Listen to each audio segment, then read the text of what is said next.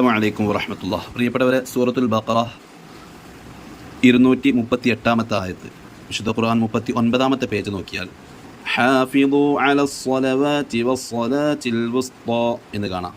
ഇവിടെ ഹാഫിദു അലസ്സലവാതി എന്നാണ് വായിക്കുക, രണ്ടാമത്തെ അടുത്ത് വസ്സലാത്തി എന്നാണ് വായിക്കുക. രണ്ടും എഴുത്ത് ഏകദേശം ഒരുപോലെ തന്നെയാണ്.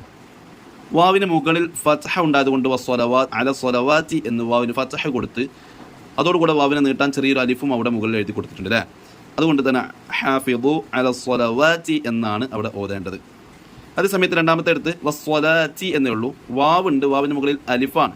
അഥവാ ഈ വാവ് അലിഫായിട്ട് വായിക്കണമെന്ന് അറിയിക്കാൻ വേണ്ടി മുകളിൽ ഒരു അലിഫ് കൊടുക്കാം, അലിഫ് കൊടുത്തിട്ടുണ്ട്. അതേസമയത്ത് അതിന് മുകളിൽ ഫത്ഹ ഇല്ലാത്തതുകൊണ്ട് വസ്സലവാത്തി എന്ന് പറയുന്നില്ല. ഇവിടെ വാവിന് മുകളിൽ അലിഫുണ്ട്, അലിഫുണ്ടായതുകൊണ്ട് ആ വാവിനെ നീട്ടണമെന്ന് മനസ്സിലായി. അതോടുകൂടി തന്നെ വാവിന് മുകളിൽ ഫത്ഹ ഉണ്ട്.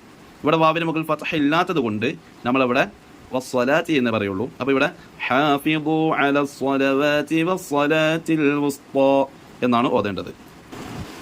അതുപോലെ തന്നെ സൂറത്ത് തൗബ 104-ാമത്തെ ആയത്ത്, ആ ഭാഗത്ത് സൂറത്ത് വിശുദ്ധ ഖുർആൻ 203-ാമത്തെ പേജിൽ നോക്കിയാൽ കാണാം, ഇന്ന സ്വലാത്തക എന്നാണ് ഇത് വായിക്കുക. ഇന്ന സ്വലവാത്തക വായിക്കാൻ പറ്റില്ല, കാരണം വാവിന് മുകളിൽ ഫത്ഹ ഇല്ല.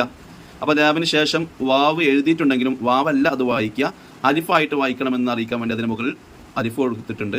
ഫത്ഹ ഇല്ലാത്തതുകൊണ്ട് സ്വലവാത്തക എന്ന് നമ്മൾ വായിക്കുകയില്ല. ഇന്ന സ്വലാത്തക സകനുൽ ലഹും എന്നാണ് ഇവിടെ വായിക്കേണ്ടത്. അപ്പോൾ ലാമിന് ശേഷം വാവ് ഉണ്ടെങ്കിലും വാവല്ല വായിക്കുക, മുകളിൽ അലിഫിട്ടതുകൊണ്ട് അലിഫാണ് വായിക്കുക എന്നറിയിക്കാൻ വേണ്ടിയാണ് അവിടെ അലിഫിട്ട് കൊടുത്തിട്ടുള്ളത്.